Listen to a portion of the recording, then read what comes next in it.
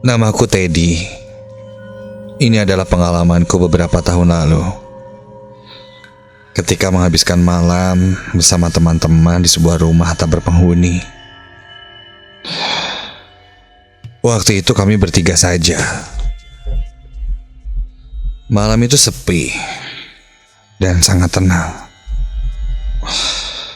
Aku dan dua temanku, Rizal dan Dika, sudah sangat siap dengan peralatan dan perlengkapan yang ada. Kami berencana untuk membuat api unggun dan memasak nasi liwet dengan bahan yang seadanya. Kami juga berkumpul di rumah ini untuk nonton bareng pertandingan sepak bola, yang kebetulan saat itu mempertandingkan antara dua tim papan atas di Liga Inggris.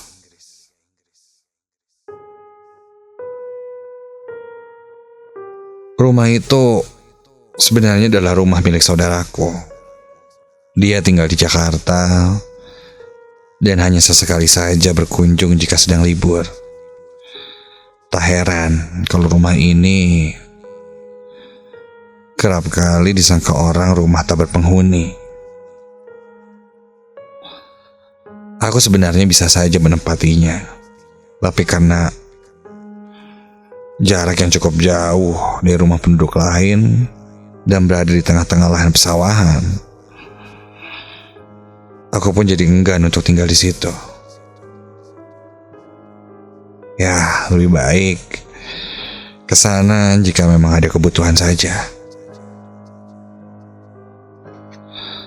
Bangunan rumah ini sebenarnya masih bagus dan terawat.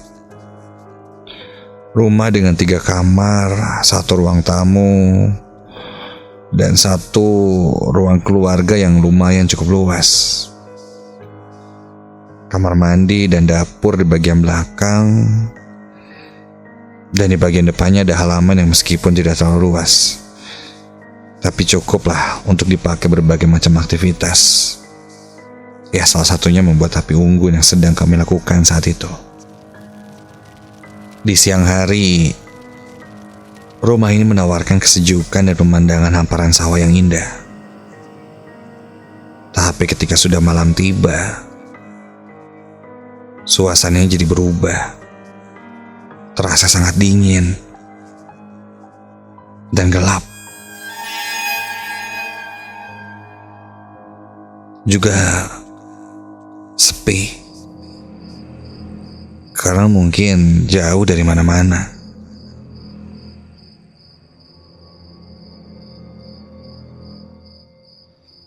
Malam itu pertandingan akan dimulai jam 1 dini hari. Aku, Riza, dan Dika sudah bersiap sejak pukul 10 malam.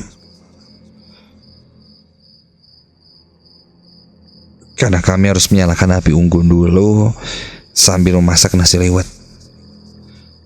Untuk meramaikan suasana dan menunggu nasi liwet matang, sesekali kami bermain gitar sambil bernyanyi-nyanyi.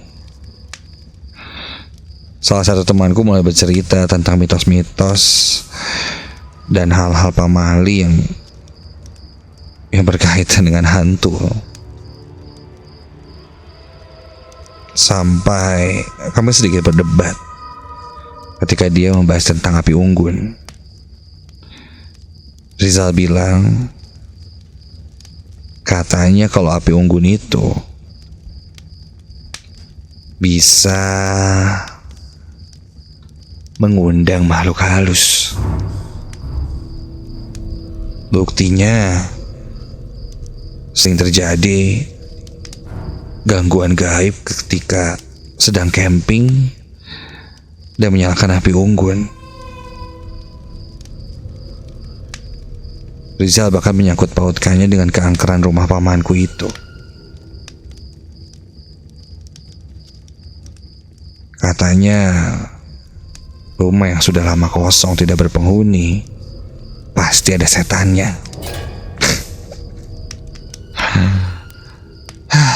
Ada-ada saja pikirku. Temanku yang lain Dika pun ikut membantahnya. Menurut dia tidak relevan, karena kami menyalakan api unggun tidak saat mendaki gunung atau sedang camping, tapi di pesawahan.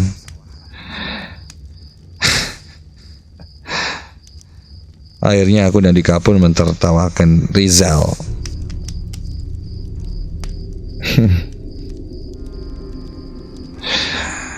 Membayangkan hantu yang muncul jika kita menyalakan api unggun. Ya, bisa aja sih, Zal. Nanti api unggun nyala, terus kan kalau di pegunungan lagi mendaki, lagi camping itu yang muncul kan pasti genderuwo gitu kan, setan. Nih kalau di sini kan lagi di pesawahan nih, kayak munculnya orang-orangan sawah gitu. Terus yang takutnya burung, bukan kita. Iya gak sih, Dik? Kami pun jadi tertawa lepas. Hingga tak sadar sudah menunjukkan jam 12 malam. Nasi liwet sudah matang dan kami siap menyantapnya. Ya, seperti halnya anak-anak zaman sekarang, kami pun posting di beberapa media sosial. Aku berinisiatif untuk membuat rekaman video dokumentasi. Ya, ala-ala ngevlog YouTube lah. Iseng untuk seru-seruan saja. So guys, ini kita lagi api unggun. Di sini ada nasi liwet. Tuh, nasi liwet. Ini lagi mau nonton bola. Ada si Dika, Dik. Rizal. Si Rizal penakut karena dia bilang katanya nyalain api unggun bisa mendatangkan hantu. Wah, serem nih. Nanti bentar lagi ada hantu datang. Dah dulu lah.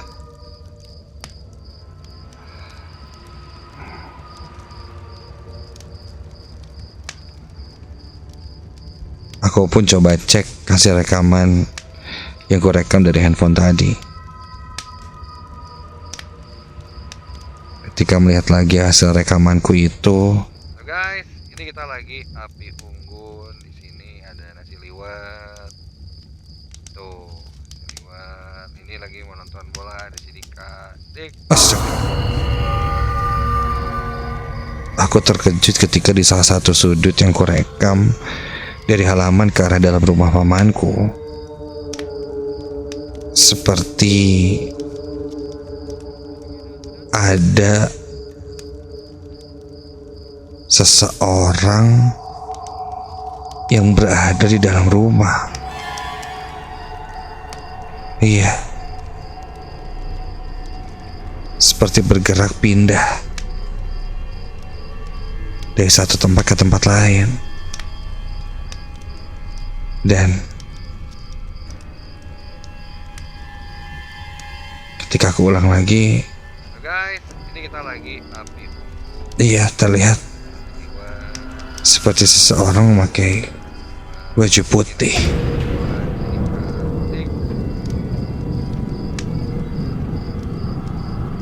Begitu ada yang janggal, aku langsung menunjukkan pada dua temanku itu. Mereka bilang itu hanya efek cahaya dari api unggun yang kami buat. Itu bisa saja memantul ke kaca yang bergerak karena tiupan angin.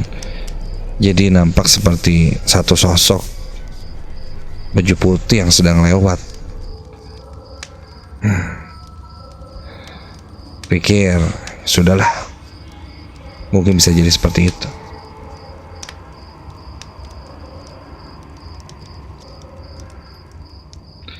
Tak lama pertandingan bola pun dimulai. Aku mematikan api unggun, sementara dua temanku membereskan daun pisang yang tadi kami pakai untuk menempatkan nasi liwet. Setelah api unggun mati dan semuanya beres, kami pun menonton bola sambil menikmati nasi liwet itu. Kami asik menyaksikan pertandingan sepak bola.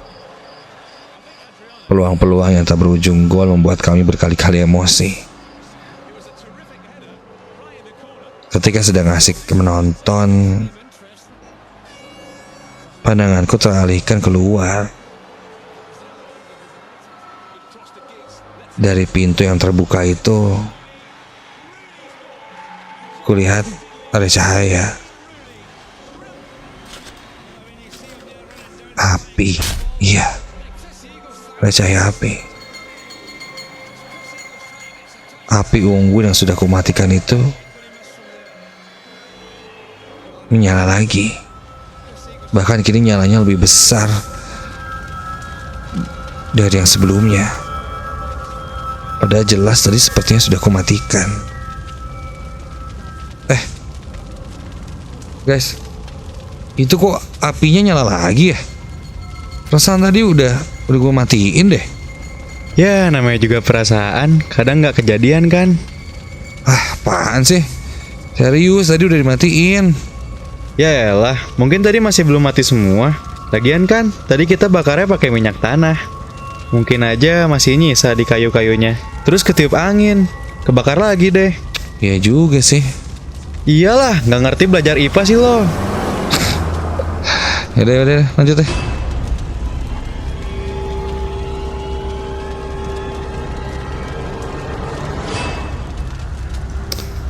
Aku pun berjalan ke halaman depan, mengambil air untuk memadamkannya lagi. Kali ini kupastikan untuk menyiram semua bagiannya. Semua api unggun itu benar-benar mati. Setelah berhasil kumatikan, ketika aku hendak kembali masuk ke dalam rumah lagi,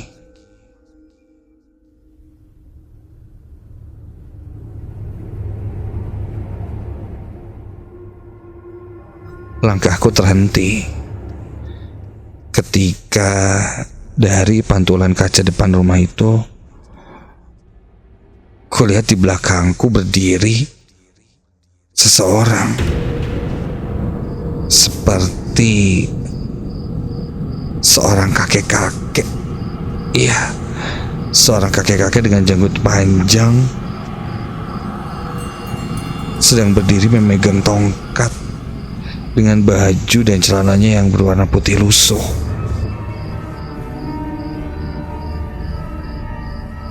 Ia berdiri tak jauh dariku, di dekat pesawahan. Rambutnya pun terlihat putih, penuh uban, namun sangat jelas sekali terpantul dari kaca pintu yang besar itu.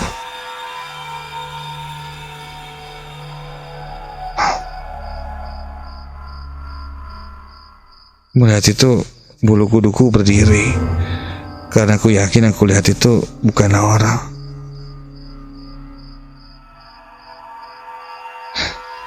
Aneh, di tengah malam seperti ini nggak mungkin ada orang.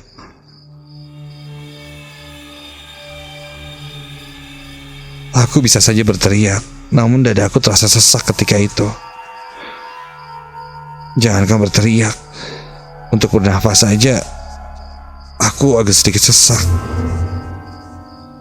Belum lagi kakiku sangat berat untuk bergerak ketika itu. Dengan langkah yang tak mudah, aku pun segera masuk ke dalam rumah dan menundukkan kepala agar tidak melihat lagi sosok kakek itu. Aku langsung masuk ke dalam rumah dan menutup pintu.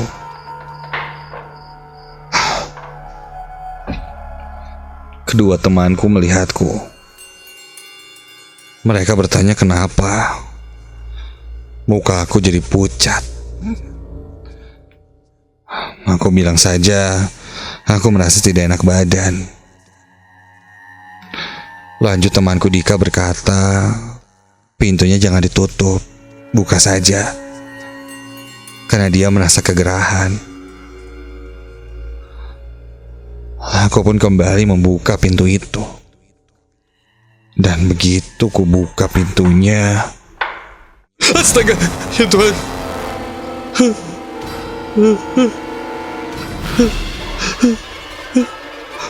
Tepat di depan pintu itu berdiri sesosok kakek-kakek yang persis seperti yang kulihat tadi. Kali ini lebih jelas. Sosok kakek itu berambut panjang keriting, berwarna putih dengan janggutnya yang panjang. Dia memakai baju putih-putih lusuh dan membawa tongkat kayu yang berbentuk seperti akar. Wajahnya pucat dan sedikit membiru. Aku terpaku melihat sosok itu sangat ketakutan. Sampai dengan suara rintih, kakek itu berkata,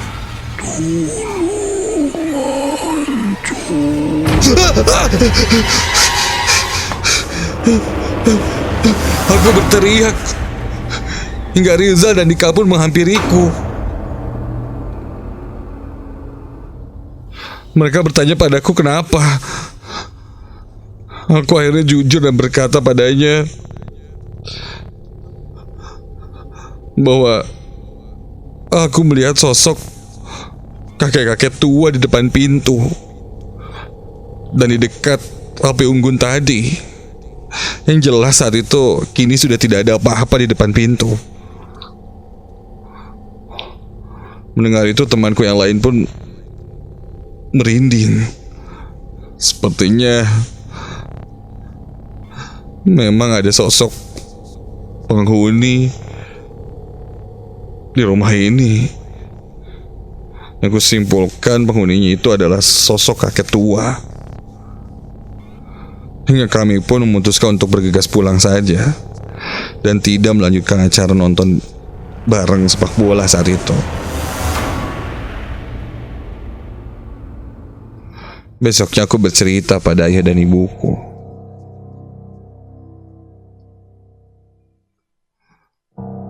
Ternyata yang kulihat semalam itu memang ada, tapi memang bukan Karuhun di sana. Katanya dulu pernah ada seorang kakek yang meninggal di sawah yang sekarang dijadikan rumah ini.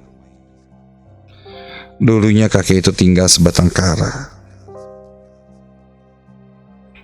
Sampai suatu saat kakek itu hilang.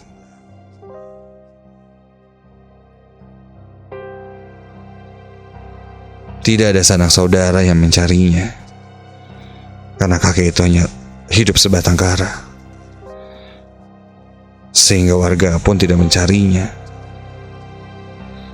Sampai akhirnya kakek itu pun ditemukan meninggal dengan kondisi yang sudah membengkak. Karena 2 hari mayatnya berada di perairan sawah itu.